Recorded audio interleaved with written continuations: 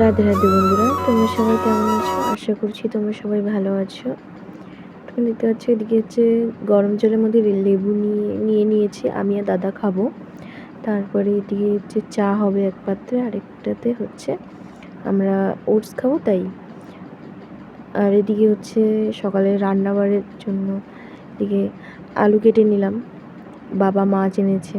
এটা কি মাছ আমি সেটা জানি না, যাই হোক মা এটা বানাবে।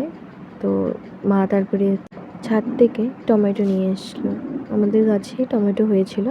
তারপরে আমি মার সাথে সাথে হেল্প করছিলাম রান্নাবাড়া হয়ে গেল। আর আমার অনলাইন ক্লাস ছিল 11টার দিকে, তো আমি তার 2 মিনিট আগে বসে তারপরে অনলাইন ক্লাস করে স্নান করতে চলে গেলাম। স্নান টান করে দেখতে পাচ্ছি চলে এসেছি। শ্যাম্পু করেছিলাম তো চুলটা প্রচণ্ড ভিজে ছিল, তো এইভাবেই ঠাকুর ঘরে চলে গেলাম। তো দিকে দেখতে পাচ্ছ গোপু সোনা এখনও ঘুমিয়ে আছে, তো গোপু সোনাকে উঠাতে হবে। সকালবেলাটা না দেওয়া হয় না, তো ওইদিকে গোপু সোনাকে আমি পুজো দিয়ে নিলাম। খুব সুন্দর লাগছিল গোপুকে, দেখো গোপু সোনাকে সকালবেলা দেওয়া হয় না, যাই হোক। তারপরে এদিকে দেখতে পাচ্ছ পুজো দিয়ে চলে এসেছি। একদিকে ভাগ্নি আর একদিকে বিয়াইনি আসছে, তা আমি কাপড় চোপড় গুছোচ্ছিলাম, তো ওরা আমাকে হেল্প করছিল।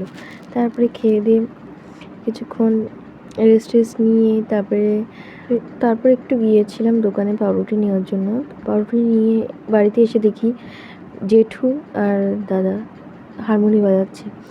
অবশ্য দাদা কোনোদিনও হারমোনি নিয়ে বসেই না, তো জেঠু আমার সাথে বসেছে।